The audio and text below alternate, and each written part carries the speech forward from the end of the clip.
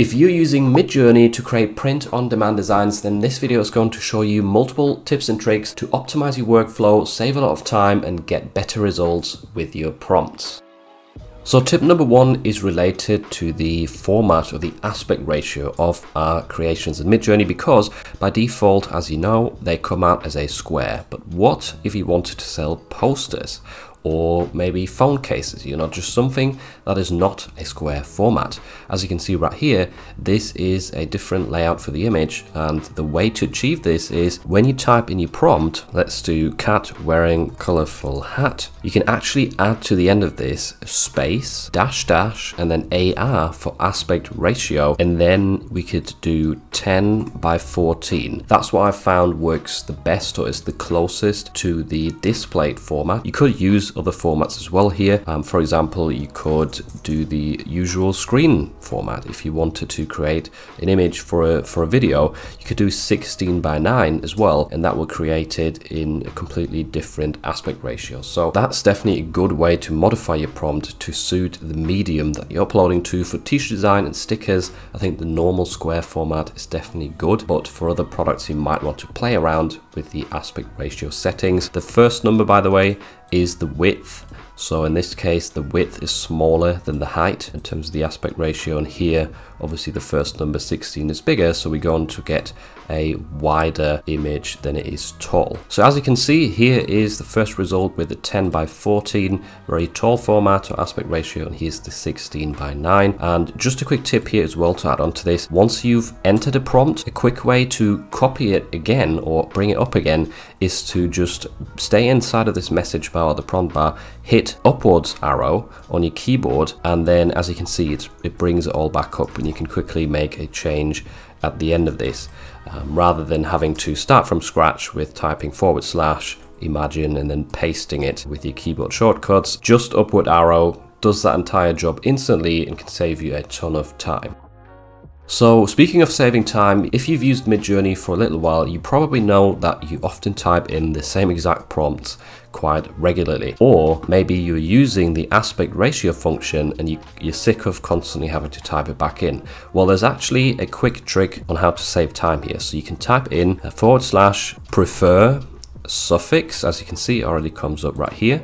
And whatever you type into here is going to be added at the end of a prompt every single time. So we could do something like sticker, white background, and we could do aspect ratio 3 by 4, for example. Hit enter, and now whenever you type in imagine and put, for example, raccoon wearing sunglasses, now it is going to add, as you can see right here, the sticker aspect, white background, and the aspect ratio to the end of the prompt as well, saving you a ton of time and making your life a lot easier. If you want to modify your suffix, so if you're sick of doing stickers or that aspect ratio, all you have to do is, once again, type in prefer suffix and change this. So you could do t-shirt design, contour, white background, just to give you another example. And as you can see, the suffix has now been changed to this. And if you want to get rid of it entirely, you can just type in prefer suffix, leave this blank, hit enter, and it will remove the entire suffix, bringing you back to the default settings.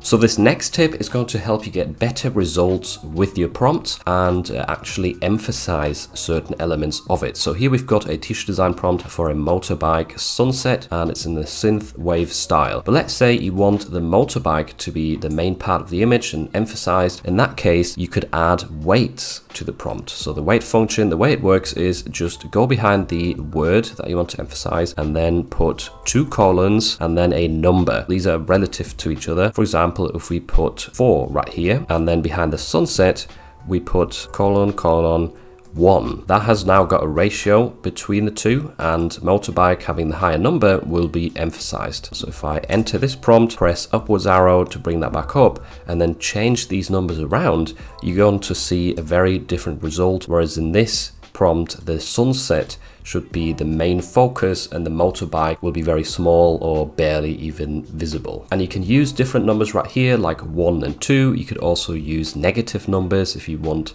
something to be extremely disregarded. But as you can see right here in the first example, the motorbike is a very prevalent factor in this design. It's very big and the sunset is very, well, small in the background and not a big part of it. Here it's a bit bigger, but obviously you're always going to get variations. In the next example, as you can see, we've only got one of these with an actual motorbike. The other one's actually turned into a car. So in this case, using the weight 4 actually made the sunset so heavy, outweighing the motorbike graphic entirely. So if you did want a sunset with a smaller motorbike graphic, then you might actually have to use 1 and 2 right here to potentially get a better result where you've got a sunset and the motorbike is not big in your face.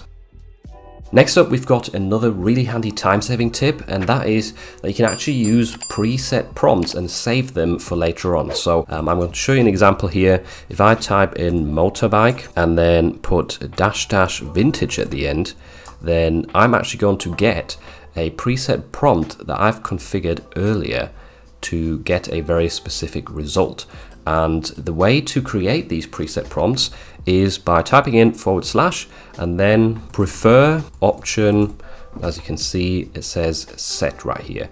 And once you've opened this up, you need to give it a name. So in this box, you're going to put the name. Let's say we want to put sticker. Once you've configured the name, just click out of it. So click on this side right here and then hit value. And this value box is going to be what is saved for the future use and always gets added to the end of your prompt. So let's say, for example, die cut sticker, kawaii, white background, put colorful as well. You could put vibrant colors. That's quite a fun one. Then once you're done with that, hit enter. As you can see, custom option sticker is now set to this prompt. Next time you want to create a sticker of a certain animal or a fruit or whatever, then you just have to use the imagine prompt, put, I don't know, happy dancing pineapple, and then you can put -- sticker, hit enter, and as you can see, once again, we've got a fully formed prompt and we've saved ourselves all of this time entering the later half of this prompt. You can set many different options with this method. All you have to do each time is literally just put / prefer option,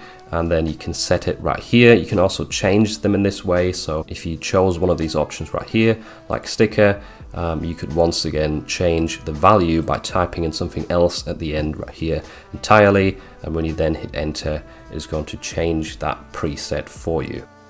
Tip number 5 is another really cool way to create designs that could work well for print-on-demand products. And that is, first of all, you can type in / and then settings, hit enter, and it's going to bring up the settings tab for Midjourney. So there's a lot of things right here that you can change. One thing that I did want to show you is the Niji Mode. I don't know if that's how you actually pronounce it, but anyway, if you select this right here at the top, it is going to create designs that are in more of an anime style. That actually could look really good on t-shirts and stickers, that sort of stuff. Let's say, for example, we type in right here at the bottom, imagine and dog wearing a karate outfit. If you hit enter, it's going to add -- Niji at the end, or Niji at the end of your prompt, and going to generate that in a different style entirely, which is really cool. I'm just going to repaste that prompt in there a couple of times so we get different variations and a better idea of what this style looks like. And there we go. Some of our prompts have been generated. As you can see, these look really cool and interesting. And what I also like about this mode is that the background is often really easy to remove, which is obviously something quite important for print on demand products, unless you're selling on posters or that sort of stuff. So yeah, this Niji mode, definitely a fun thing to play around with to get a different style of graphics that are also very usable for print on demand. Now, another really unique way to use Midjourney for print on demand, which I don't think a lot of people know about, is to create patterns. And the way to do this is, once again, we need the imagine prompt, and let's say we type in pastel flower pattern right here, and then at the end you have to type -- tile and then -- test. Now the tile function is going to be handy for creating a repeatable pattern afterwards. I'm going to show you an example for that. And the test part of this prompt is actually using a different version of Midjourney, because the newest version of it does not have this tile or pattern functionality built in for some reason. So make sure to always add this to the end if you do want to create pattern designs, and then just hit enter. So this is the result we got from that prompt, and this doesn't look much like a pattern, but essentially what I did was upscale version 2 right here, or the second option. This is the result. If you actually click on this, right click onto the image, copy the image address, and if you then head to this website right here, which I'm going to link in the description, you can paste the image link into this tiling tester. This is only a test to see what it looks like. You can then sort of modify the tile width right here, and as you can see, this is a repeatable pattern. You can even make it scroll, which is quite fun at the bottom with these sliders. But essentially this pattern, you can create this quite easily in Photoshop, copy or duplicate the same image next to one another and underneath one another, and then you get this sort of pattern, which is easily printed onto like a dress or a pillowcase or a phone cover. There's loads and loads of ways to use these repeatable patterns in print on demand and to make money with it. So definitely a cool little hidden feature right there in Midjourney to create unique patterns and products. Speaking of Photoshop, this next tip is going to help you with removing the background from your graphics and make that process a bit easier. Now you can also do this in Photopea. That also has the magic wand tool, which is what we're going to be using for this. So just select the magic wand and make sure contiguous is turned on and the tolerance is quite high. And then if you click onto the background and hit select up here, inverse, and then add a layer mask in your layers panel, then it is going to delete most of the background. However, oftentimes there is a few bits and pieces left over, and the way to reveal these easily so we can erase them afterwards is to click onto the image in your layers panel, or right click onto it, then head to blending options and add a stroke to this right here. You would want to change the color of it to something bright like red maybe. Blend mode has to be normal, and if we turn the size up then, or the opacity as well, as you can see, all of the little imperfections are revealed where the background wasn't removed fully. So right here at the bottom, very obvious, we've got this line, and we can now click into the mask and use the brush tool with a black color selected to erase these leftover pieces. Same at the top, and now we can scan across the border right here to see if there's anything left. I mean, there is this little gap at the bottom, white left, but usually you might have a few specks of color left around your graphic, and the stroke effect does do a good job of highlighting those areas so you can easily erase them. And just in case you're wondering how I created this graphic specifically, I do have a separate tutorial on how to create St. Patrick's Day themed t-shirt design graphics with Midjourney, so make sure to check that out in case you missed it. Another quick trick that I want to show you is this prompt right here that says black solid silhouette outline of a rabbit, and that's going to give you some of these more simple results. We also want to add minimalism, vector, contour and white background, and then at the end of the prompt, notice the -no function right here. That's going to remove bits from your results or from your graphics. So in this case, reflection, because sometimes if I scroll up a bit, like these examples right here, it actually adds quite a lot of reflection, which we don't want. So in this case right here, that has been taken out. What we can do with these sort of graphics or Midjourney results is we can right click onto them, hit copy image, and then we can paste this image into Adobe Illustrator, and in here we can use the image trace function to turn this into a vector. And first of all, it's going to have a white background. So in order to change that, open the image trace panel up here and tick ignore white. As you can see right now, the background's been removed, and then you can play around with the threshold slider right here to include more or less of your image in your vector file. These other sliders right here are quite useful as well to turn down the corners and make it a bit smoother. Same with the paths, that can help get a nicer or neater result, and noise is also helpful to get rid of some dodgy bits. And then once you're happy with it, you can hit expand and actually use this silhouette on something like a vintage sunset right here to create maybe something for Easter, or someone who likes rabbits. Obviously use that for other animals, for vehicles, for maybe sports related graphics to quickly create some vintage sunsets.